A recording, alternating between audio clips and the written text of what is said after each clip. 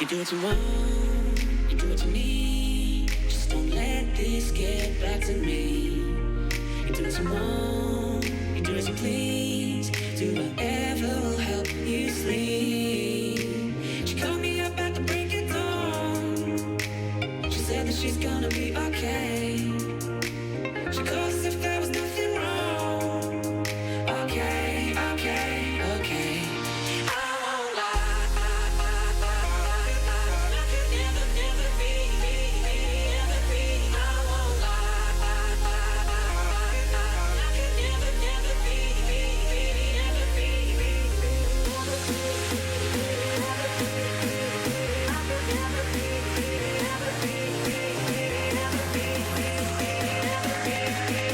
I could never be that cold, my dear.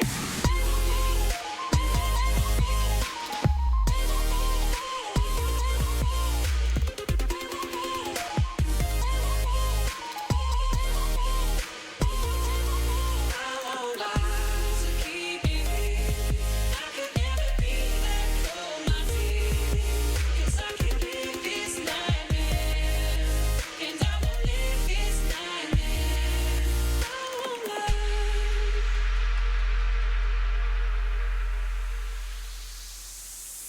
You do what you want, you do what you need. Just don't let this get back to me. I do what I want, I do what I need. Do whatever will help me sleep. She called me up at the break of dawn. She said that she's gonna be okay.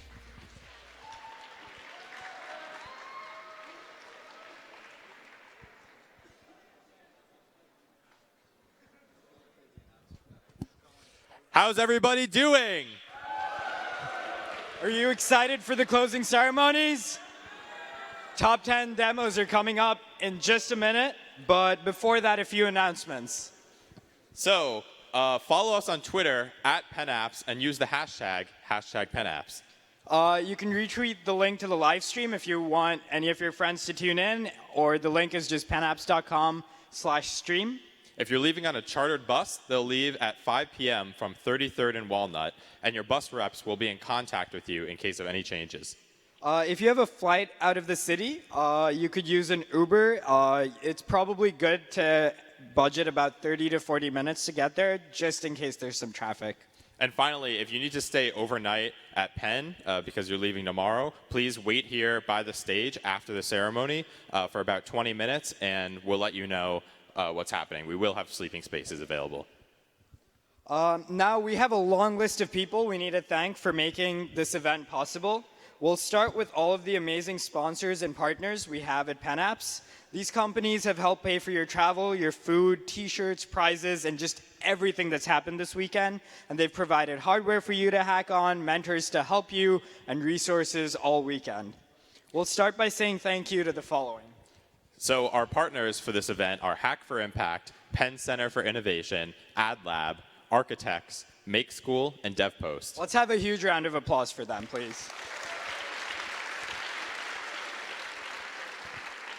Our sponsors for this event are Wharton Consumer Analytics, Soylent, 1517 Fund, eBay, SAMHSA, Button, Ripple, Wharton Entrepreneurship, Lutron, Datto, L3 Communications, Capital One, Two Sigma, Namecheap, and Bloomberg. So can we please have a huge, huge round of applause for the sponsors? And let's not forget about our organizers. Can we please have all of our organizers in the house stand up so you can be recognized? This includes volunteers, mentors, and members of our organizing team. Please stand up. And we have a huge round of applause for them. They've been working so hard for so long to make this possible for you. We also need to have a special shout out for the staff members at Penn Engineering that make this possible, including Killian Feeney, Amy Reese, Joe Davis, Ira Winston, Shambrell Jones, Joe D'Amelio, Mark West, Kim Marker, Chris Varhus, and Chris Rogers. This one should be the largest because without them, nothing here would be possible. We'd also like to thank Penn Engineering, all of the housekeeping and the security staff who stayed up through the event, making sure that the space was great for all of us. all of the company mentors and student mentors who helped each other and helped all of the hackers out this weekend. A special shout out to all the mentors who answered questions through MentorBot. That's been a huge success this time.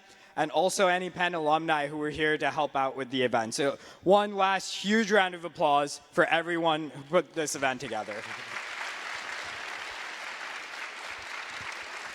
The last group of people we want to thank today is you. We have groups of students from the following schools.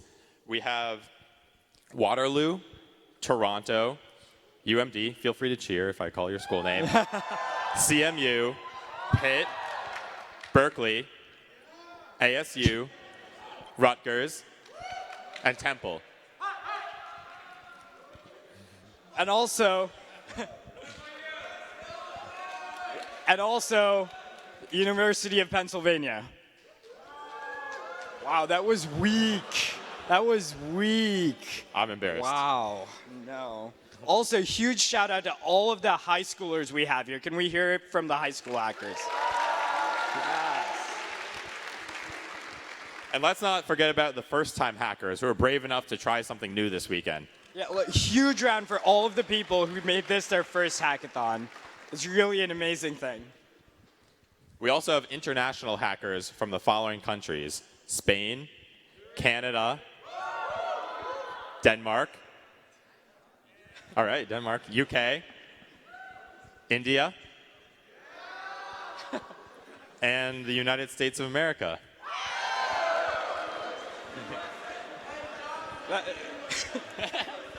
It was on there. Yeah.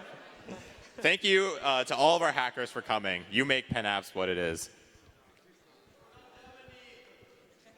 Germany too. Yeah. There we go.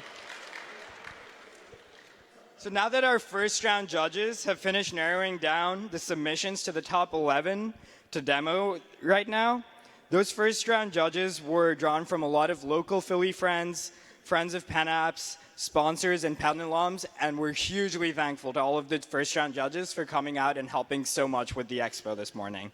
Let's hear it for all those first round judges.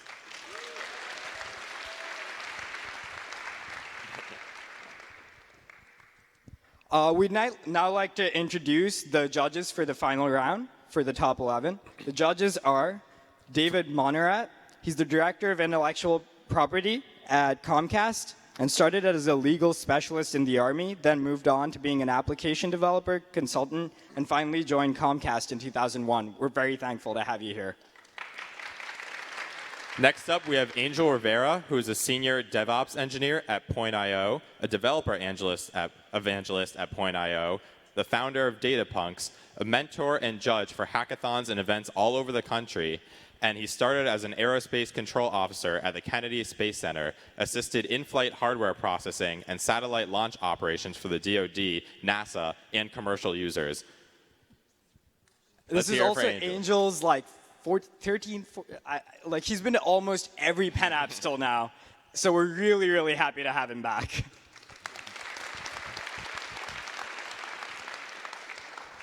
And finally, we're really thankful to have Craig Frieden here with us. He's a senior technology manager at SIG, graduated from the University of Pennsylvania, and has been a judge for the first LEGO League Robotics, PennApps in the past, and the Wharton Business Plan competition. So thank you for being here today.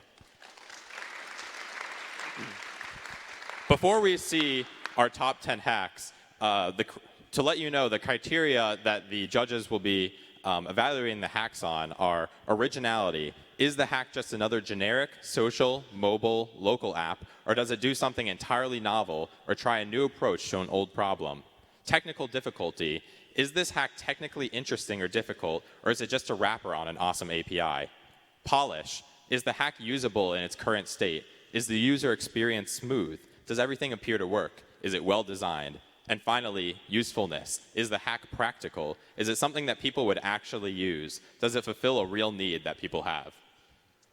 So based on these criteria, our judges will be looking at the top 10. We're going to start with the top 10 now. Each demo is going to be 2 minutes and then a brief Q&A with the judges. Now's also a good time to tweet out a link to the live stream if you want your friends to tune in. But with that, we're ready to get started. So we'll start with Please Teach Me on stage left with Astronav up on deck on the right. Let's hear for Please Teach Me.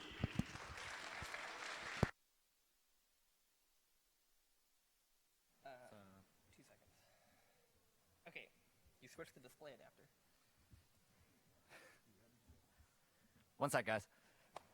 Go. We're good? Yeah. Hey, look, screens. Oh, okay, cool. All right, guys.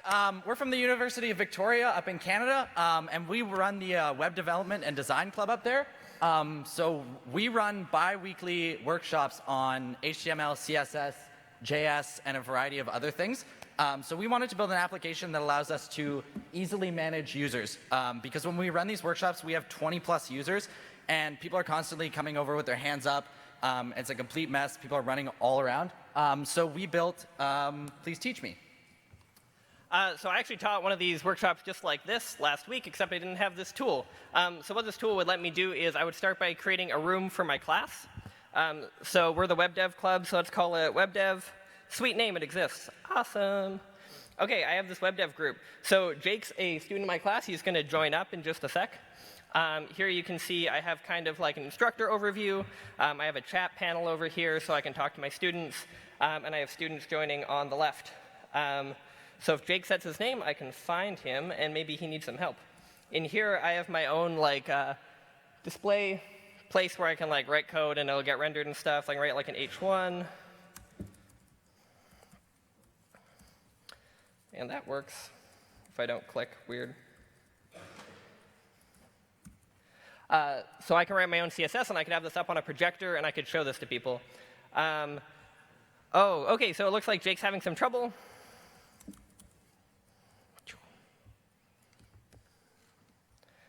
Oh, OK, so it looks like Jake's gotten started with a bit of a project here. I'm going to hop in here. I think he wants this hello aligned center.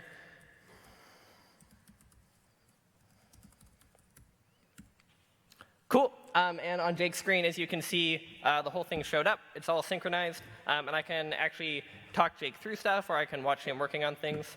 And going forward, we can extend this so you can like push templates to people, or starter code, or like normalize and includes and all kinds of things like that. And other languages, too, if that's what people want. So you can have a Python interpreter and stuff. Are there any questions?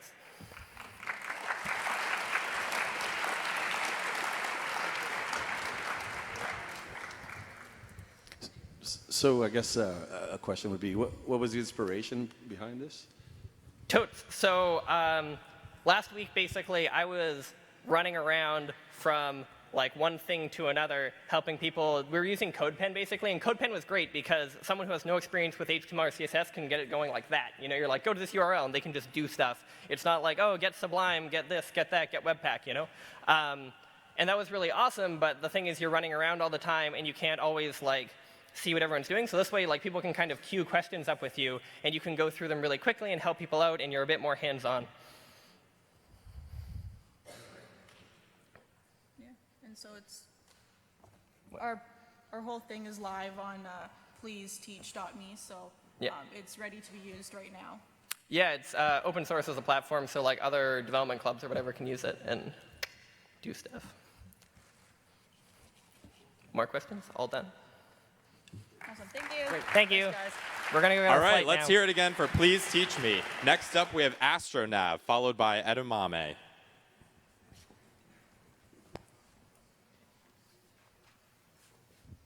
Hey guys, we're here from Astronav. So what we made is a navigation tool for events, conferences, or hackathons.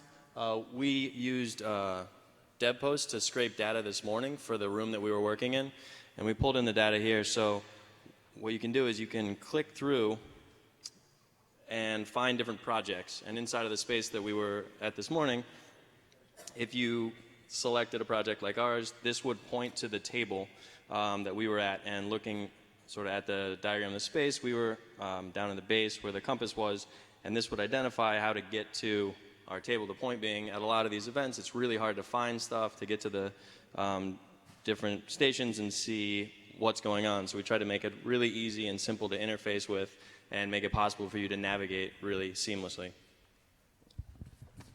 Yeah, so from a design standpoint, we wanted to maintain this connection between what was happening on the touchscreen and with your physical environment. And I know you can't really see it on the screen, but there is a red arrow like compassing that is rotating as you scroll through each project that physically points to where the project is located within the space.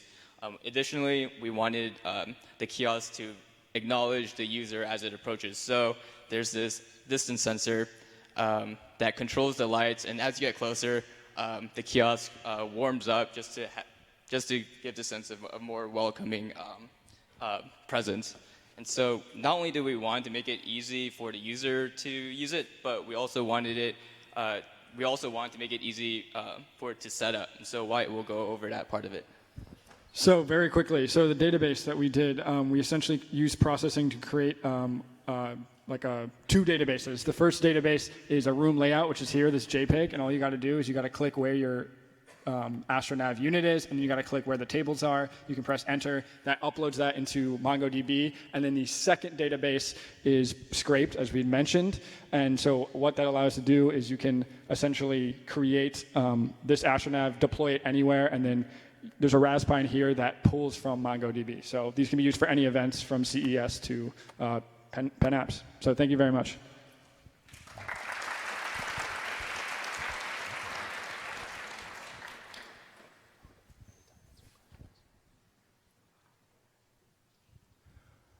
That's great. I like that a lot. I was curious as to a little bit more about the data that you're scraping, what data you're going after. Yeah, sorry, that was a bit confusing. So when you're an event coordinator, you would have the layout of the room. In addition to that, you would have a database of team name, team description, and essentially the table number that they're being assigned to. So we didn't actually get that information, but we just were able to scrape it. Normally, you would have a CSV of that information. You would upload that, and then you would use this interface to map your room. And then merging those two databases by table number, you can then display the direction and how far the table is away from this unit. Thanks. Thank you. Thank you to AstroNav. Anyone who's ever been to a conference can attest that something like that would probably be insanely useful and save us like half a day. Next up, we've got Edumame with Tactile on deck. Okay. Hi, guys. So we're Edumame. So it's the 21st century, and that means everyone's learning differently. But what's wrong with today's learning system? It doesn't really cater towards individual needs.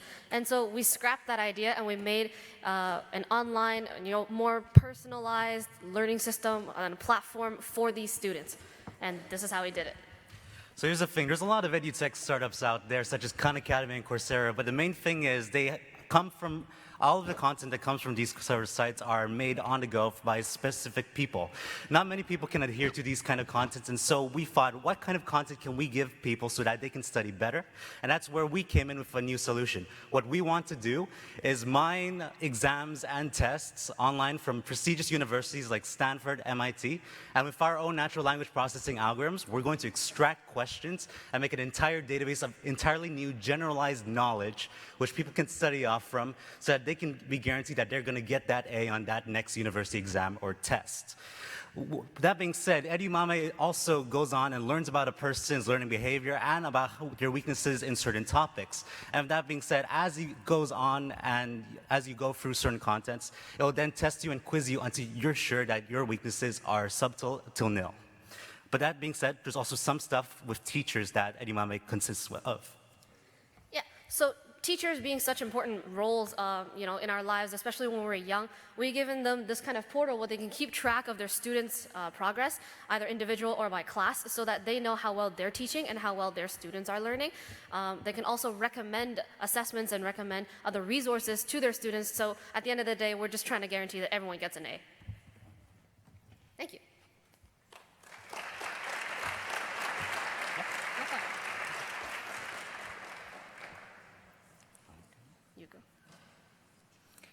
Any questions? Sure. So you mentioned you're using language processing techniques to look at the the questions. Can you talk a little bit more about what you're doing with those? Correct. So we had to look into many sorts of different algorithms into how exactly can we extract specific questions from these sort of PDFs, these exams and tests. So what we did was we went on and looking into dependency parsing using TensorFlow, alongside Word2Vec, and afterwards embedding those vectors and looking for a consistent pattern in these exams, we were able to isolate 40 specific questions, and hence why we're now able to mine all sorts of different questions, and that's the natural language processing technique we used. On top of that, we also took into account the sort of categories which we trained on a Wikipedia corpus, so that we would be able to categorize what sort of exams are we being presented as we mine through all sorts of different content as our platform grows bigger and bigger in terms of data and study content. And was that to identify and organize the questions, or can you generate questions using? To identify and organize the questions, and on top of that, we're going to be caching these questions, so we're going to be having a greater knowledge database that no other ed tech company really has considered building to date.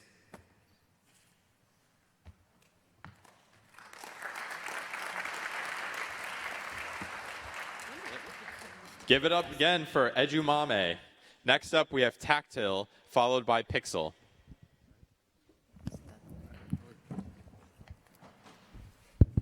What's up, PennApps?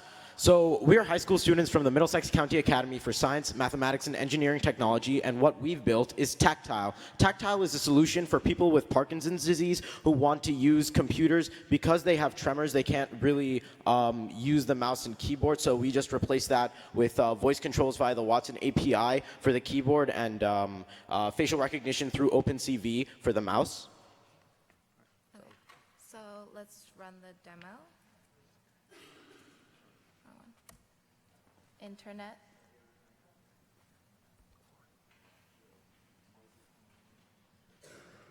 Transcribe test.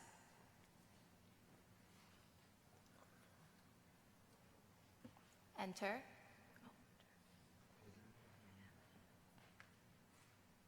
Return.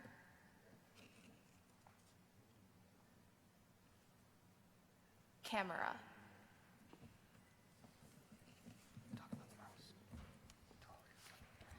Okay, so basically what I just did is I did the speech-to-text command. So we communicate with the IBM Watson API. So the issue is that IBM Watson is active audio. So we had to figure out a way to do passive audio, which is one of the issues. So we're just constantly sending audio files back and forth, and then we're parsing through the text result that IBM Watson returns. So this is Nikhil, and he's gonna start working with the OpenCV and the mouse.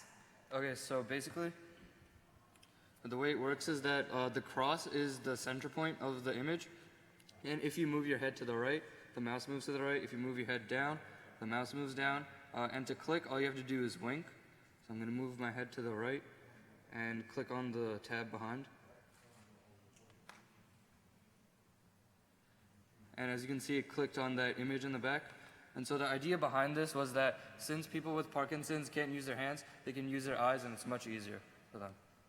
Thank you. Any questions? All right, here,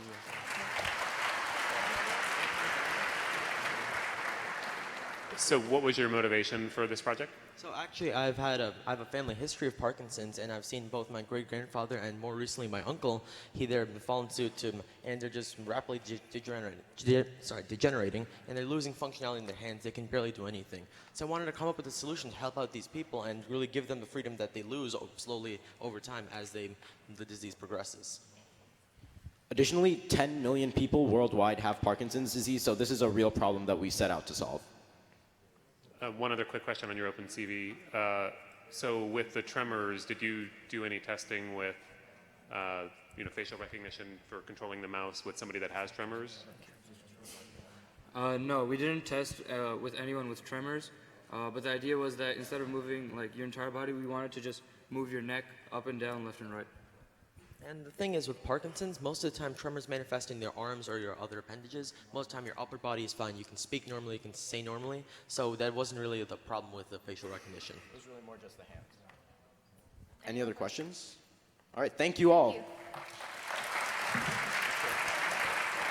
Thank you, Tactile. Next up, we've got Pixel with Autocross on deck. You have it. It's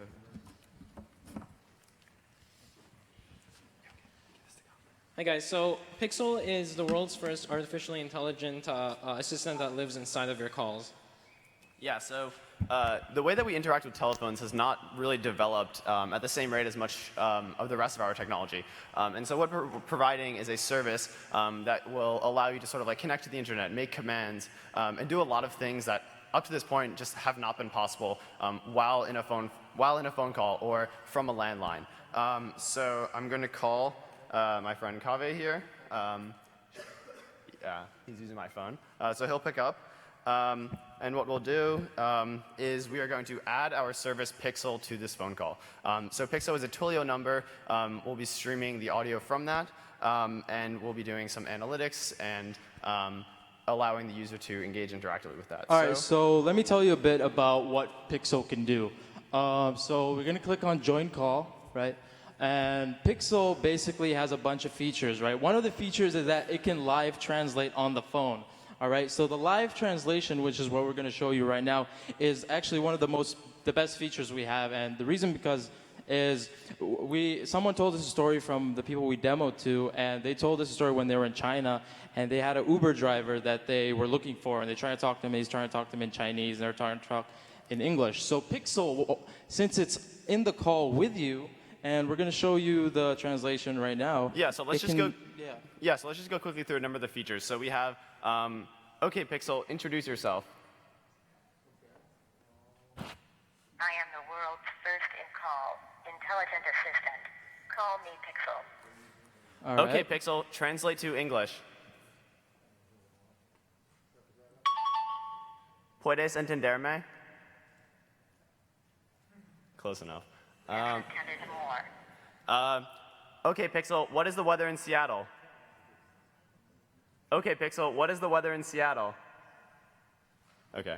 All right, yeah. so yeah, there's a weather feature, which we also have. And there are a bunch of other features that are available with Pixel. But yeah, that's Pixel. Cool.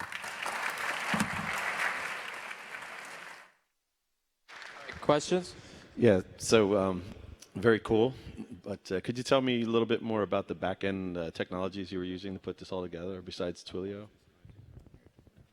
Yeah, so on the back end, we're running the server in Node.js, and we're hooking this up with Twilio. So we'll receive a post request on our server when a connection is made, and then we'll stream the audio to the Google Cloud Speech API, get text back. We set the language, so you see there we use Spanish. We can also use English, and then from there we use some natural language processing to determine when they say OK Pixel. So like the Jarrow-Winkler distance to determine how similar it is, and then we'll go on do some more NLP to identify keywords. You can say things like, hey, how's the weather out in Seattle, or what is the weather in Seattle? All of those things will work because we're able to like pick out the keywords from. Yeah, we also have working reminders and working other features that we weren't able to show, but they're fully featured, and we feel they're really powerful. Especially for example, the translation one is one of the most powerful ones. Is like, for example, if you're in a different country like Ecuador and you're like in a bad situation and you need to call the police, right? You can instantly add your assistant to the call, right, and have it translate to the police or to the hospital or to someone, that you need help. So that's one of the translation can do. It can do other stuff, like order pizza and like set other stuff. But that's one of the most important features. Any other questions? So real quick, another thing I just want. So one more thing I just want to say. So since we're not using any special type of app or anything, this basically allows us to. So this can be done from cell phone to landline, from iOS to 10-year-old Android phone, or even from landline to landline. So what's really great about this technology is I could call my grandmother who lives in Tehran, and she doesn't speak English that well. We could use this translator service. I'll dial in the assistant, and we could speak with each other, and she'll just speak on her landline. All right, thank you. Thanks, guys.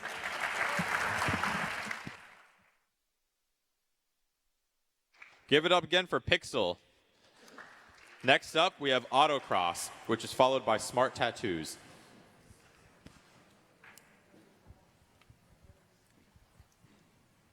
What's better than a self-driving Tesla?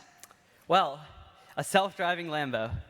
So, hey everyone, we're Team Autocross, and we made a hardware and software kit to make any RC car self-driving. And so the idea is we added a bunch of sensing hardware, including an iPhone, to the top of an RC car, and then we attached some motors to the controller so that we're able to actually control it and give it instructions. And so there are a couple problems with existing self-driving car technologies that we tried to fix. The first is that platforms that are being developed by people like Google interface on a very low level with the car's hardware, so through the CAN bus, for instance. And so they require for special features in the car. They also require a lot of circuitry or modification. And so they don't fit like 90% of the cars on the road today.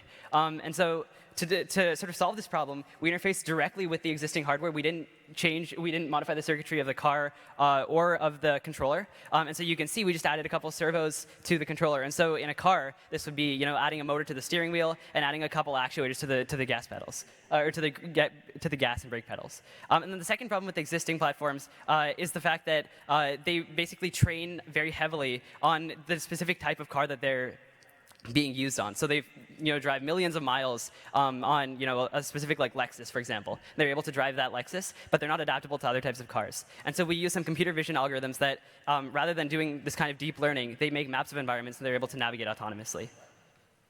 And so as a quick demo of how we're able to control the car, I'm going to start a quick demo of the servo controls. And so you can see that. Can we get the camera back up?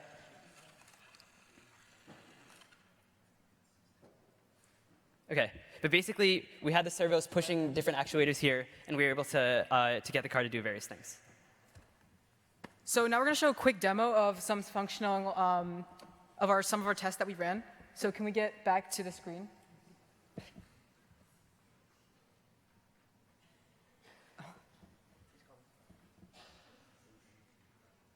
Okay, cool.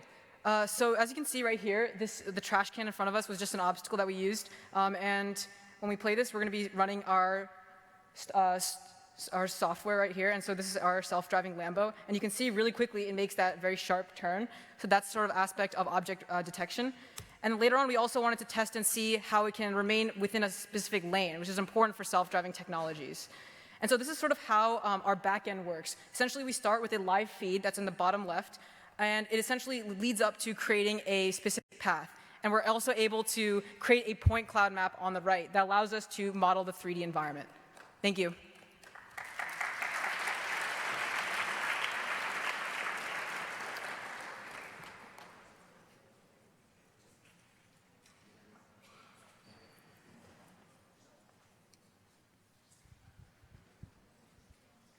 So can you describe a little bit more how the various functions are divided among the hardware pieces as far as like the intelligence and that aspect?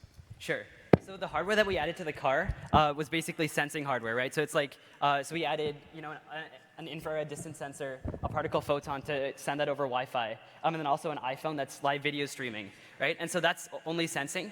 It sends all the information to a computer that does the processing, and so that's all like over Wi-Fi. So the computer does the processing and sort of makes the map as we talked about. So it builds up a map from the 2D feed from the camera, from the iPhone camera, and so that's this complex problem that we talked about, and then also is able to determine where the car should go and send instructions to the Arduino via UART that then sort of tells these servos how to actuate the controllers. Thanks. Thank you, Autocross. You can all tell your friends now that you've seen a self-driving car, and it's sort of true. Next up is Smart Tattoos, and on deck is Soxery. Hello. What you're seeing here is a game that is controlled by a tattoo. To go into a little more detail about what's going on here, we use temporary tattoo paper to make capacitive touch sense buttons.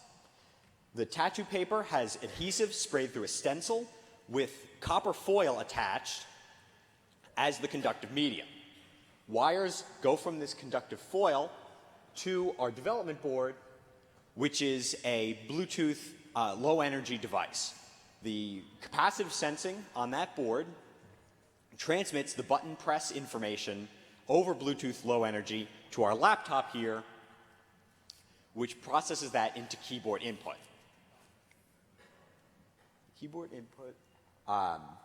Some of the things that we are also using this for is we can also use it as a presentation clicker. So if we have a presentation running, we can move through the slides using our arm.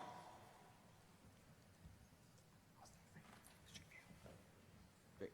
Another aspect that we have of the app is we can click through using the directional pad that we've also made with the tattoo, and we can show off everything there. We had a whole lot of fun making this system, and we hope you enjoyed it. And with that, are there any questions? Well, we can pass it off to Chris for a minute. Yes, so just to show how easy it is to apply this, we also are going to apply one of these live on here on stage. So you simply put the tattoo down, stick a damp cloth on top, hold it down for a little bit, and in a second, I should be able to peel this off. Cloth's not quite damp enough, but and there we go. It's that simple. All right. Any questions? My first question is, where can I get one? No. So can you tell me a little bit about, I guess, how you came up with this idea and why you built it? So this idea was inspired by an MIT Media Lab research paper which was published last August. Some of the details of that paper we weren't really able to replicate due to the lack of machines that we had available to us at the hackathon. But we were still able to achieve the same result that we did and kind of built on it with the wireless Bluetooth Low Energy interface.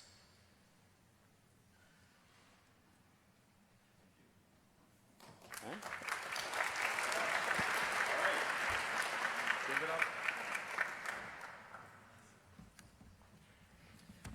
Give it up for Socksorry. Or sorry, for Smart Tattoos, right? Next up is Socksorry, followed by Guru.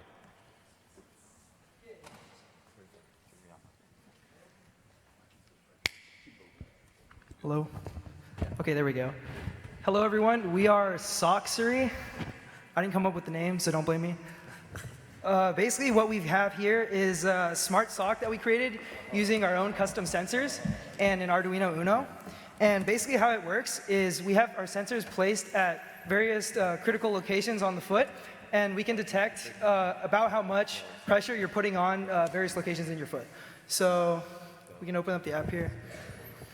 So right now my foot's not on the ground, but we wait for the user to put their foot on the ground, and we start calibrating. Go ahead and hit it again. And so basically we created a 3D model of the foot using Fusion 360. And the green areas are highlighted where the sensors are on the foot. And they're all green right now. So we have it color-coded green, yellow, red for how much force you're putting on it. And right now my foot is lifted. My foot is lifted, so there's no force on it. But as soon as I put my foot down, you can see the various sensors start to go off. And so one of the main functions of this app is you can improve your form in various sports, and also you can diagnose kind of a flat-footedness as well as a high arch. So I'm flat-footed, so get other pressures. And we can detect approximately how much weight in pounds that you're putting on each area of the force. So here I'll just put all my weight on the tip. So like I said earlier, this can improve your form in a lot of sports. So for example, if you're a skater like I used to be, you want all your weight distributed on various parts, and you can use this to monitor how you're distributing your weight. And finally, we have a very accurate step counter that we created, and it lets you count your steps using the force. So I'll just do this real quick. This is much more accurate than your Fitbit. Any questions?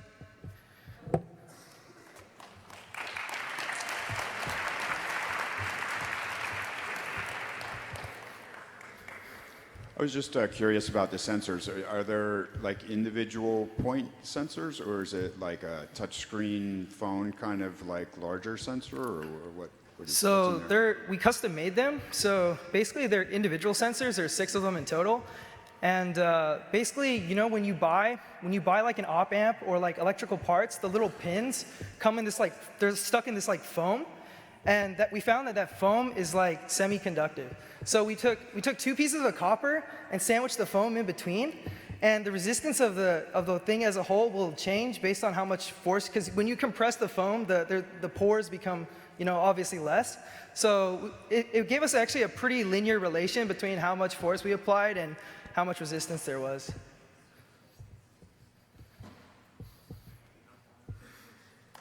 Thank you. Thank you, Soxery.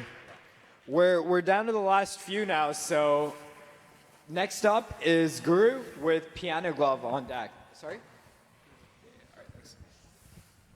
All right, hey guys, I'm Avi. He's Dylan and Brian. And today we're here to present Guru. Now, one big problem that high schoolers face, that we all face, is learning a concept. Whether it's homework problems or learning a new chapter in a textbook, it's complicated, all right? And what I've learned is that you may ask your friends, you may hire a tutor who might come every day and teach you these subjects, but it's painful and it's time. It takes a lot of time. So that's why we created Guru, a native iOS application that uses live stream video to instantaneously connect you with a guru anywhere around the world, anywhere. You guys will immediately sync up, start discussing problems, and use our whiteboard that is inbuilt in our application to start discovering new ideas and problems. So let's go ahead and do a quick demo of our application. All right, so let's say I am a physics student, and tomorrow I have an important test on force diagrams. So I'll fire up Guru, and for my question field, I'll type in force. Oh, hey, force diagram, and I'll press done. And under topic, I'll do this. Go to the phone. And then I'll hit physics. As soon as I hit the ask button, Guru is. Yeah, there we go. Oh, mirror display. What'd you do? All right, as soon as I hit the ask button, Guru is going to send a push notification to all the physics guru out there in the world, no matter where you are. And give us 1 second. Mirror display. Okay, 1 second, guys, sorry. Okay, so. All right, now I'm gonna hit the ask button. And we get a notification. Brian Lin just asked for force diagram. Let's go ahead and open this. So I'm the guru who is a tutor for physics. All right, so he's asking for force diagram physics. I do want to teach him, so I'm going to accept. And now instantaneously we're connected. So, hey Brian, what's up? I'm going to teach you force diagrams. So let's get started. Now in this, we do have a collaborative whiteboard that we developed ourselves. So let's go ahead and open up the whiteboard. Okay, so let's go ahead and draw some data. We have an object on the inclined plane. Gravity's pulling it down. You have friction. All of this is done through our application. So instead of just doing normal peer-to-peer view, just communication and audio, we've taken it one step further and done whiteboard as well. Questions?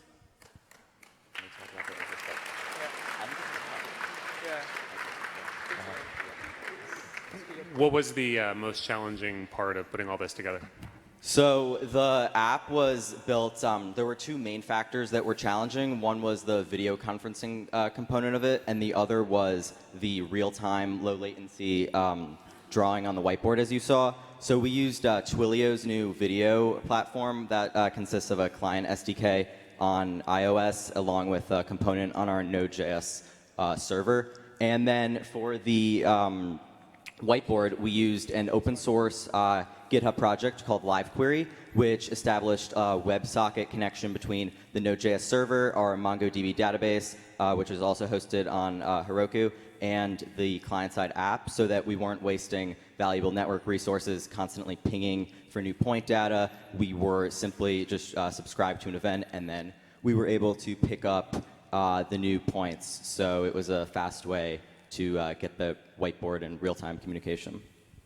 So my question is, how do you I guess, vet the gurus, right? Like, how do you know if the person you're talking to isn't full of shit? That's a great point, actually. So we weren't able to do this in the V1, but our future version was planning to have a review system. So for example, let's say I would answer 3 questions. I'm a physics tutor, and all 3 of them, the students left horrible ratings, right? The next time that a student posts a physics request, right, we're not going to send a notification to that tutor because of these bad reviews. So by doing a review system, we're hoping that we can filter out those who actually care about the system and those who are just trying to misuse it and have fun. Thank you so much, guys. That was an awesome demo from Guru. Next up, we have Piano Glove, and then finally, D-Bot. Hi, I'm Piano Glove, and I have this very stylish piano glove. So what I was trying to tackle was that I play piano, but I almost never get to practice. I actually have barely played since I left home for college because there's just no pianos available. So I wanted to make something compact that I could carry with me, and so I could practice on the road. So I thought wearables, because everything's wearable nowadays. So I came up with the piano glove, and how it works is there's pressure sensors on my fingers, piezo sensors, and what they do, but that's only 5 notes, and I wanted a range larger than 5. So I have this distance sensor right here, and it senses the distance far away from the nearest object on your right. I'm using this platform as for the demo, but you can use any object you want. I'm using a simple calculation using the speed of sound in air to convert to millimeters between the device and the nearest object to your right. And I'll just do a quick demo. Because I have this distance range, I can play different notes depending on how far my hand is away from that wall. So I'm just going to play a few notes.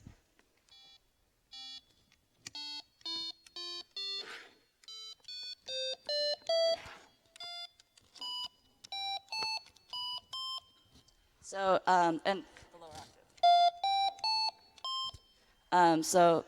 as you can see, I can play a range of notes. And so I got about 20 notes here because I have 4 intervals. I have them drawn on the board so you can see it. I have these 4 intervals, and the thumb in the second interval is the middle C for those of you who play piano, so you can orient yourself on this keyboard. But I also wanted as many notes as possible, so as you may have noticed, those were all just the white keys of the keyboard. If you press this button, that turns it into a different keyboard, and now it becomes a regular keyboard. So now it has sharps and flats, so if you hear it now,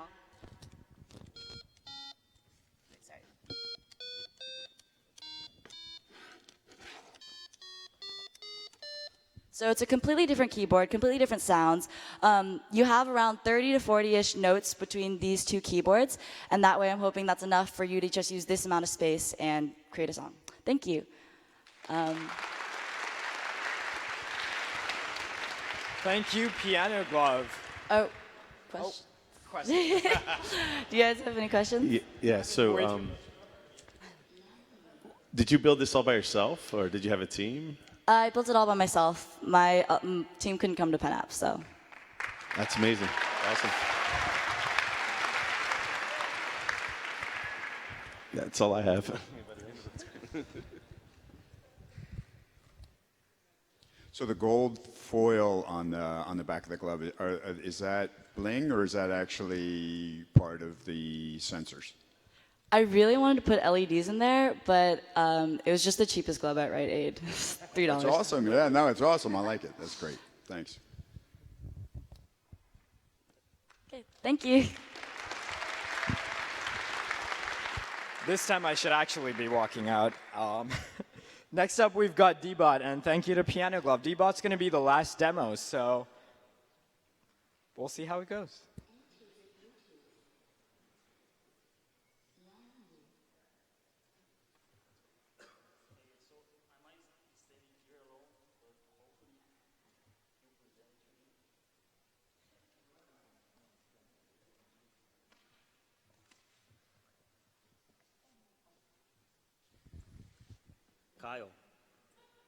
Kyle, present yourself.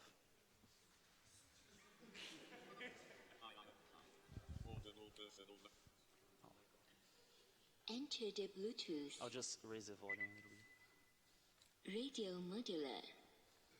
Line in. Kyle. Enter the Bluetooth. Kyle. Just a sec. Line in. Kyle. Kyle. Present yourself. Hi, I am Kyle, an affordable personal mobile assistant robot. I can navigate, hear, speak, and I also see. I combine computer vision and machine learning to interpret the world around me. Nice to meet you. So, my idea here is pretty much I'm just using a Raspberry Pi. What I really wanted to do is combine this stuff and make a very affordable mobile robot. And the things it can do, pretty much I'm running everything in Python. And here I have a webcam which uses OpenCV, so I can kind of try and track shapes. So I'll try this. Kyle. Shape.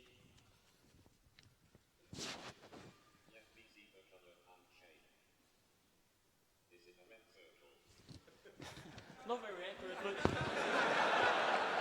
but usually the light interferes, but it can drive by itself. So, Kyle, move.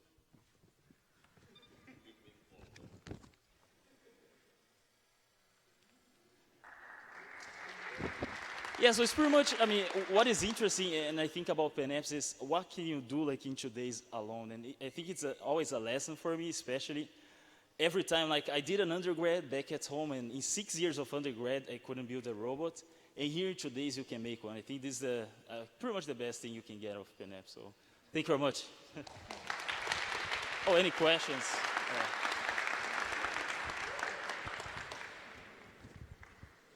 So I take it you're a Lone Ranger too, right? Yeah. And you learned everything, I mean, how to program the robot this weekend? I mean, actually, I do PhD here at Penn, so I kind of... in robotics? Yeah, in robotics. Oh, okay. But I mean, actually, I'm a terrible programmer, so I'm more of a hardware guy, but yeah, it's just running Python. Pretty much the internet taught me most of the things I'm doing. And is that a suitcase luggage handle? It was supposed to be an arm, but these are the things... the frame. Oh, yeah, exactly. So I thought, since it's a hardware hack, I think, maybe it's a good, like, and it's telescopic as well, right. So you can just kind of like... Right. Thank you.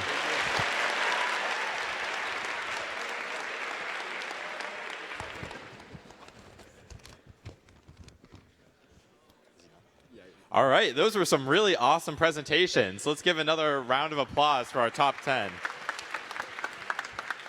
Now, we're going to have the judges take a few minutes to decide our winners. While they're doing that, we're going to hear from our incredible keynote speaker for the closing ceremony, Jeremy Rossman, the co-founder and CEO of Make School, which has helped students create hundreds of apps and websites with millions of combined downloads. He has been an iOS instructor at MIT, UC Berkeley, and CMU. Please welcome him onto the stage. Hi, everyone. I am currently searching for the HDMI. There we go. No. Please hold. Alrighty.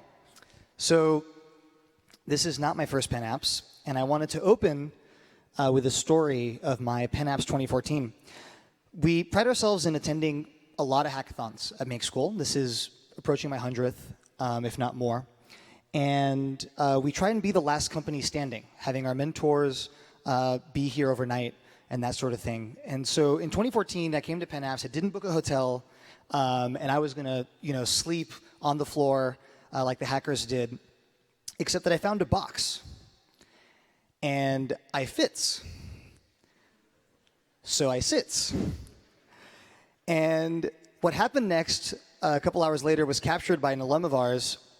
This is me getting yelled at by the PennApps organizers for sleeping in a box. They were like, hackers can't sleep in the box. And I was like, I'm a sponsor. But they didn't believe me. They were just like, get out of the box. And so that was my PennApps 2014 sleep experience. But I'm so happy to be back. And in particular, to witness just the incredible progression of the hackathon scene. Frankly, this is leaps and bounds ahead in terms of diversity of hackers, but also of projects, as compared to where hackathons were just a couple years ago at colleges around the United States. The types of things you're seeing on stage, the types of people making it, are just more varied than ever before, and that's really incredible. So I'm the founder of Make School. I left MIT to start it in 2012. Short story, I launched an app. It was featured by Apple in the App Store, and I was frustrated by my traditional education. I wanted to be building products, the kinds of things you spent the weekend doing, and I didn't find outlets for that at school. And so I started a school which is basically designed to teach students how to learn computer science and software engineering through the process of building products and launching them. Make School is primarily funded by Japanese investors, actually, and I've been recognized twice in the streets of Tokyo, which I'm very proud of. So, the world is changing. And this is a heck of a weekend to have a hackathon, because if you've been paying attention, the world has just changed in a significant way. And technology is leverage. Leverage to make the world a better place, and leverage to fight against the changes that you don't want to see in the world and bring to the world the changes that you do want to see. What you can accomplish with a device nowadays is absolutely unprecedented. This device would have been the fastest computer in the world in the 80s. This device would have been considered to be magic 100 years ago. The only word we have in the English language, if you appeared in the 1910s with one of these, was to say, oh, well, that's magic. And if you think about it that way, you realize that magic can be applied to most anything. And it's not just about necessarily games, it's not just about apps, it's about a lot more. And I think you saw that today in the presentations. There's more to software than what the media is telling you. And also, what a weekend to talk about not trusting the official narrative. The truth is, tech is very deep. And I would even go so far as to say tech is underhyped. And the reason for that is that the aspects of tech that are discussed in the public sphere are basically social and games. You hear about Snapchat and like Twitter, and you don't hear about the dozens, hundreds of companies changing the world in phenomenal ways using technology. So I wanted to highlight a few of them just to jog some inspiration as you consider what to do next after this hackathon. Use tech to make your corner of the world a better place, and look at these different companies for inspiration. This is a robotic greenhouse to revolutionize farming. This is an intelligence, an AI for lawyers. Lawyers use it behind the scenes to be more effective. Most top law firms in the Valley now use this AI to be better lawyers. This is a digital and in-person therapy blend, revolutionizing therapy in the way that it's delivered and the way that it's tracked over time. A big problem is that people go once and then they lapse. But with digital communication, you're able to stay in touch with your therapist, and the results are much, much better. CareScore uses predictive analytics on patient data, and they sell the software to hospitals. So the hospitals are their customers. Huge amounts of amazing software being built right now for hospitals. Higso is built by a former boxer, and it's a punch tracker, literally. And it's being used by a number of boxing gyms around the country now to give their boxers a competitive edge, both amateur and professional. Really interesting kind of, again, application of technology to make this person's corner of the world a better place. He was a boxer, he saw an opportunity, he built a product, and now it's changing the lives of boxers all over the place. Now that doesn't sound so momentous when you limit it to boxers, but if you think of every type of person, doctors, farmers, architects, and so on and so forth, using software to build products for their industry, their corner of the world, you realize that the world that you're going to grow up into has nothing to do with the world that you were born into in a good way. Let's look at some more. Poppy is childcare, a childcare marketplace, a way for young couples to find people to take care of their children. And this is just the tip of the iceberg. I mean, I'm skipping dozens more that have appeared in my slides in other hackathons. If you've seen me before, you've seen some other examples. The message here is learn and make for impact. In particular, oh, there's one more. MineralSoft, not actually for tracking your StarCraft 2 resources, but in fact for real life owners of mineral resource rights to keep track. This seems like a completely obscure problem, like who has this problem and who would pay for software to solve it? And if you're thinking that right now, then this is your call to action to start learning more about the kinds of problems that truly exist in the world. There's the kind of problems that face college students, which is like, oh my gosh, how do I remember to do my homework, or find study buddies, or find people to hang out with, or ask that person out non-awkwardly, maybe I can just swipe instead. But once you get out of college and out of the formal education system, you start realizing that the world is vast and has vast problems that you never even knew existed. And the fact that this is one of dozens of companies just targeting the energy and gas industry, both in the renewable side and the fossil fuel side, should give you a sense of just how much of tech is not discussed in the public sphere, just how many amazing, incredible, and interesting companies are solving incredible, interesting problems completely out of sight of the traditional media. Paystack is a payments company in Nigeria, and it helps Nigerians, a country of 200 million people, accept payments online. We take for granted the fact that you can toss up a Stripe form to accept payments, but actually, if you're an entrepreneur in most countries, doing simple things like deploying to Heroku, signing up for a paid API, or taking payments online is incredibly difficult. Software like this unlocks the potential of hackers like you in countries outside the United States. And that's also phenomenal. That means that this wave of revolution that you're part of, the kind of stuff you're learning to make, the kinds of changes that you are bringing to the world can be brought to countries outside the United States as well in increasing numbers. So I see two kinds of projects. I see the kind of project you do to learn a specific technology. Those can be as silly as you want because the goal is to get good at a specific tech. And then there's projects you do to make something impactful. And that's what I want you to think about making sure you do before you finish your university careers, or those of you who are still in high school as you look at the transition, is make sure you learn a lot, but make sure you also make a lot. And in particular, the real way to make is to ship. So my call to you, what's next? You have to treat this like going to the gym, okay? All of you have projects that are unfinished. You got to pick one, you got to find a buddy, and before you leave PennApps, you have to put on your calendar when you are going to see them sometime in the next 7 days to continue working on your project. Those of you that actually follow this advice, meaning you actually find someone before you leave this room, and you put a meeting on the calendar saying, we will meet again sometime in the next 7 days to work on our project, those of you who follow that advice, in my experience, and I've been doing hackathons since 2013, are on the order of 10x more likely to actually finish your product and launch it in some capacity. And if you're just new to computer science, maybe you're a first-time hacker, 10x more likely to still be programming a year from now. So that makes small decision in your life right now to actually find someone to continue working on stuff with will make a big difference down the road. And that same advice applies to going to the gym, by the way. So if you want to find a gym buddy in the room and set up that appointment, feel free to do so as well. Makes a huge difference. So it's important because companies really care about hiring people nowadays who care about building great products. And the only way you can get good at that is by actually finishing a product and launching it, realizing how much the world likes it or not, and then making your next one better. A little bit about us, in case this is of interest to you. Make School runs programs all around the country: Bay Area, Los Angeles, Seattle, Chicago, Minneapolis, Dallas, Atlanta, DC, Boston, and New York City. These programs are focused on teaching students how to launch their first app. And if it's not your first, their second. If it's not your second, the nth.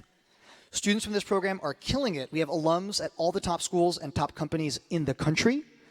This is kind of what Make School looks like. Teachers integrated with students and alums ending up at Dropbox, Google, Facebook, Snapchat, and more. This is Olivia, who deferred Harvard after coming to Make School because her app took off. She's making thousands of dollars a week selling lipstick in a mobile app. And if that sounds crazy to you, then guess what? You are ignoring the biggest source of hiding in plain sight ideas for billion-dollar companies. And that is any company that targets a female audience. Because unfortunately, there's an unbalance in the gender statistics of our industry, and therefore an imbalance in the proportion of ideas that target the 50% of the world that is so important, as we learned this weekend, and yet so underserved by technology. Something as simple as making a better way to sell lipstick has gotten 250,000 downloads in just a couple of months and is making money hand over fist. And again, that's just the tip of the iceberg. We also run a 2-year program, no tuition up front, pay tuition as a percentage of your salary after you graduate. Currently have 41 students enrolled. Past classes have been placed at Google, Snapchat, and more. It's in San Francisco, and it's all about building products. So you learn how to launch products as you learn every technology. If you want to find out more, we have students with this program in the room, and if any of the above seemed interesting to you, feel free to come talk to me. This is what the 2-year program class currently looks like. And amongst us is the winner of CalHacks. In fact, a lot of the students who came to the product college, including one here present, we met at hackathons like PennApps. So if this seems interesting, come talk to me. And if you want to find out more, you can fill out a short form, make.sc/PennApps. Find us at makeschool.com. And you can always add me on Facebook. Jeremy@makeschool.com is my email. Jeremy Rossman is my name. If you have a cool project, you want to learn more, this was the tip. I had to shorten it a little bit because we're running late.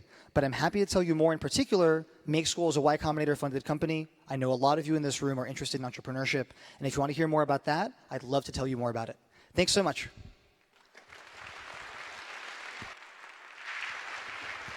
Thanks, Jeremy. That pep talk's probably exactly what you needed to keep going with your hacks, right? Yes? No? I know I'm ready to go to the gym. All right, it's time to start talking about the prizes and who won them. Before we start announcing the winners, just a quick note, we're going to announce all the winners for the prizes. If you win something, you can come up to the stage after the end of the ceremony. We're going to try and get through this quickly so that everyone can leave on time. All right, so to kick things off, for the Capital One prize, best use of the Capital One API Nessie, the winners will receive $400 Amazon gift cards. The winning team is Ivory. Ivory utilizes brainwaves obtained through electroencephalography, among other triggers, to determine the importance of a moment in an individual's daily life. Where's Ivory? All right, Ivory, let's give them a hand. Capital One also wanted to mention Enata as an honorable mention. Up next is the prize offered by Datto for the best use of encryption or security. Winners will receive $200 gift cards each, and the winning team is Crypt. Crypt's a hack that allows users to create new emails and passwords for each service they use with strong encryption throughout. So where's Crypt? Let's give it up for them. The Lutron IoT prize is given to the first place hack, which demonstrates a good integration between hardware and software. Winners will receive a Lutron Cassetta wireless smart lightning plug-in lamp dimmer kit. The winning team is Snapper, which allows you to assign Alexa tasks, like turn on a light, to exact locations and your room. You can then snap or clap in that location, and it will perform the task. You can also set base location and then have it perform tasks when you snap relative to that location. Also, as honorable mentions, we have Pharma, Ivory, and Third Eye. Let's give it up for all those teams. Awesome. Next up is 1517 Franz 1517 prize package. This prize goes to the team that creates a unique and creative product that they'd like to bring to market. The prize includes a $1,000 grant, $5,000 in AWS credits, and ongoing mentorship. There's 3 winning teams for this. The 3 winning teams are Scribe, Autocross, and Guru. You there? Yes. Real quick, Scribe allows you to digitize both handwritten notes and type information and then search through them. Autocross is a kit that you saw up here, which allowed you to basically create remote-controlled self-driving cars. And Guru, you also saw up here, was an app that, well, it was an ad tech app, and we'll keep going now. All right, next up is the best use of button. The prize will go to the hack that best adds a button to their iOS, Android, or mobile web app. That's button, the API, not just any button. Thank you. Each winning team member will receive an Amazon Echo or similarly priced item of the team member's choice. The winning team is Crypt. Crypt allows users to create new emails and passwords for each service they use, uses strong encryption throughout. Wonderful. Next up is the L3 Communications most innovative embedded hack. The prize contents are a Cheerwig Cyma X5 SW V3 FPV for each team member. But you have to remember what the prize is. If you can say that back to us, we'll get you something extra. The winning team for that prize is Pharma. Pharma here? Yes, wonderful. Pharma is an app. For Pharma. Yeah, pharma helps bring pharmaceutical information over voice control with the Amazon Echo. The 2 Sigma Prize is for Best Data Science Project or Best Use of Beaker, and is presented by 2 Sigma, given to the hack that displays the best use of Beaker or best use of data analysis. The winners will receive $200 Amex gift cards per team member. The winning team for the 2 Sigma Prize is Socialytics, which uses natural language processing to perform sentiment analysis of comments associated with posts on social media. Let's hear it for them. Great. And the final sponsor prize is offered by AdLab for the best use of Rapid Prototyping Lab. The prize is $50 in 3D printing credit. And the winning team is Smart Tattoos, who we saw up on stage earlier. So let's give it up for them. All right, now I know we had some awesome side events throughout the weekend here, and we'd like to announce the winners of a few of those for you today. So for the 5K, each winner will receive the Logitech system. The winners for each of the first place winners. So the winner. In first came Sami Shamadasani with a 5:15 mile. It's a lot better than I can do. And in second place, that was for men's. In second place, men's, was Nathan Lung with a 5:15 mile, also finished just a second behind the first place winner. And the first place women's was Hannah Volker with a 6:26 mile. Let's give it up for the 5K winners.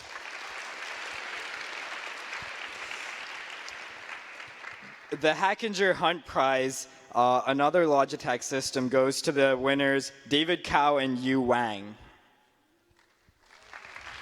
It's not every time that we have Hackinger Prize winners. This is true. You want to go next? Yeah. So the ping pong tournament winner will receive a golden ping pong paddle. And the winner of the ping pong tournament is Alex Foley. Nice. All right. Now we're going to move on to the PennApps prize winners, starting with the routes. So the first route that we want to announce was the health route. This prize was given to hacks that have applications in wellness, medicine, and healthcare.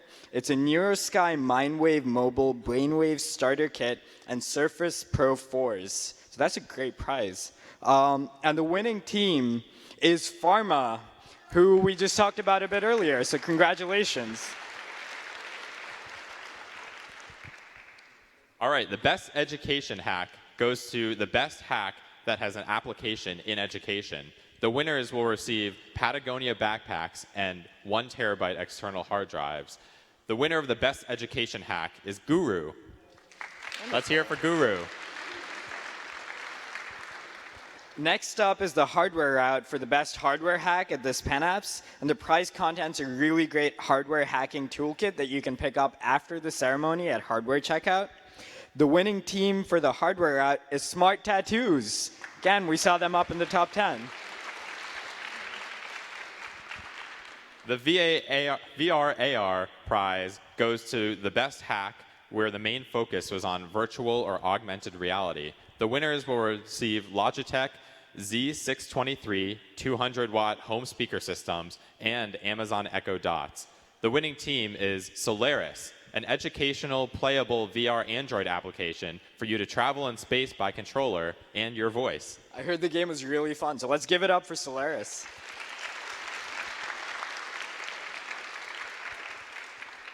Next up is the best social or civic hacking hack for hacks with the primary goal geared towards issues of social or civic impact or a focus on local community.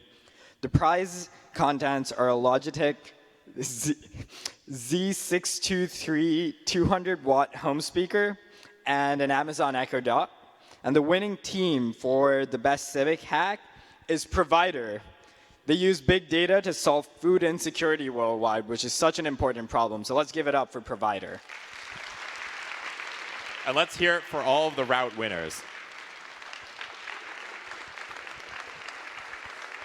Now, to announce the winners of our remaining PennApps prizes, the best space hack is given to the best space-related hack in honor of our theme. The winners will receive Google Homes, And the winner of the best space hack is Solaris, again. Woo! The best user experience prize goes to the hack with the best user experience, as you might expect. The prize contents are Google Homes for the team, and the winning team for that is Astronav, once again from the top 10. Let's give it up for them. The most useful to students prize is given to the hack that displays the most use to students. The winners will receive Logitech Z623 200-watt home speaker systems. And the winning team is Edumame. Once again, top 10. Wow. The most humorous hack goes to, well, you can guess it. The prize contents are apparently a surprise, so that's exciting. The winning team for most humorous hack is I Call BS. It's basically a button you press and then you speak into it, and it either calls BS or not. So finally, we have some honorable mentions that we wanted to recognize during this ceremony. The following teams.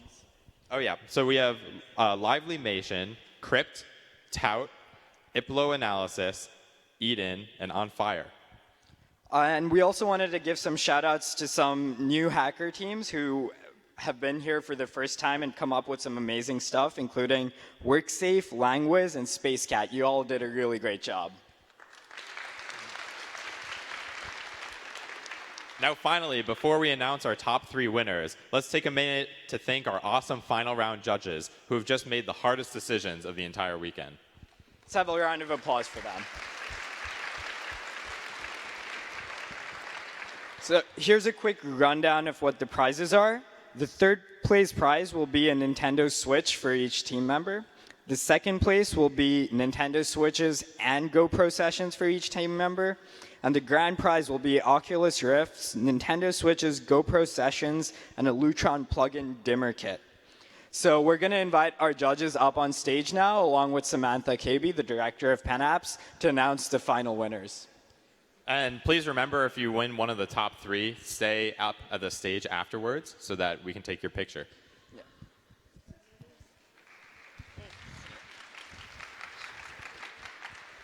Hi guys, thank you so much for all. Thank you everyone for coming. You all did amazing jobs, but I'm going to pass it off to the judges to tell you everything else. Hey, my name is Dave. I know we're running out of time, so hopefully we'll keep this quick. For third place, I'm going back reverse order. Yeah. So for third place, I'm always inspired by projects that are personally connected to the hackers. And for me personally, I'm also very interested in how technology is going to help address some accessibility problems. So the third place prize goes to Tactile.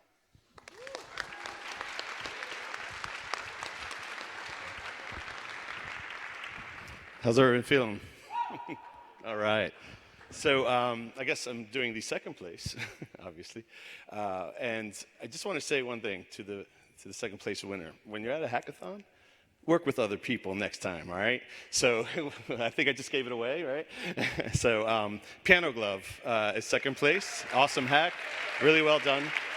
But next time, work with the team.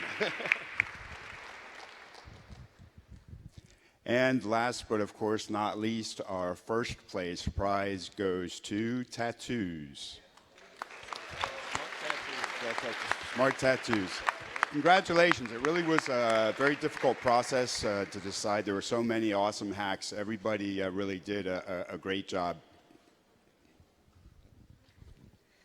Thank you guys again for coming. The MC. Back to you. Yeah.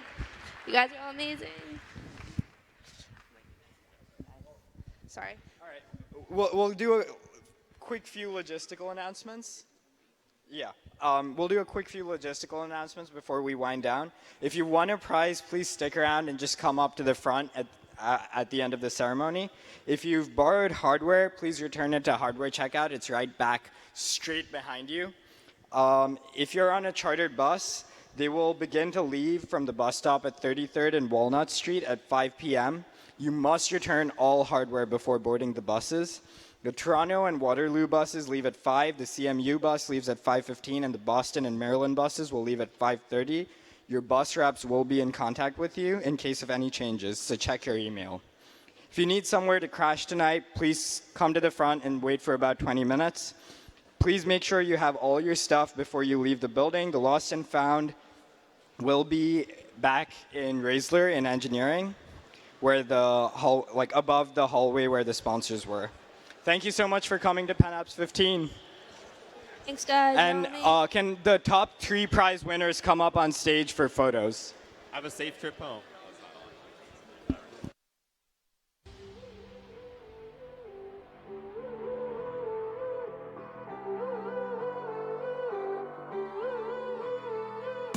All you broken renegades,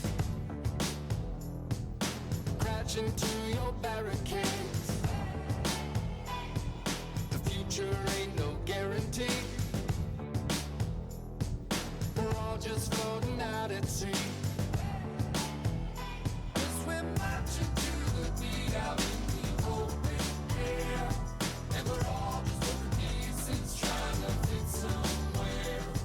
We wander around in circles and we talk in squares, but as long as we're together, we can go anywhere. Yeah, there's a place for us. Yeah, there's a place for us. Where only we can go. Where only we can go. So break down the walls, knock out the lights. We're gonna be just fine. 'Cause there's a place for us. Yeah, there's a place for us.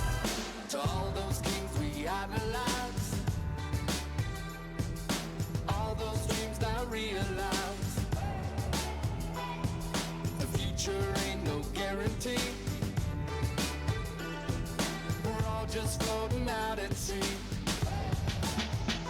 'Cause we're marching to the beat out in the open air, and we're all just broken pieces trying to fit somewhere. Yeah, there's a place for us. Yeah, there's a place for us. Where only we can go. Where only we can go. So break down the doors, knock out the lights. We're gonna be just fine. 'Cause there's a place for us. Yeah, there's a place for us.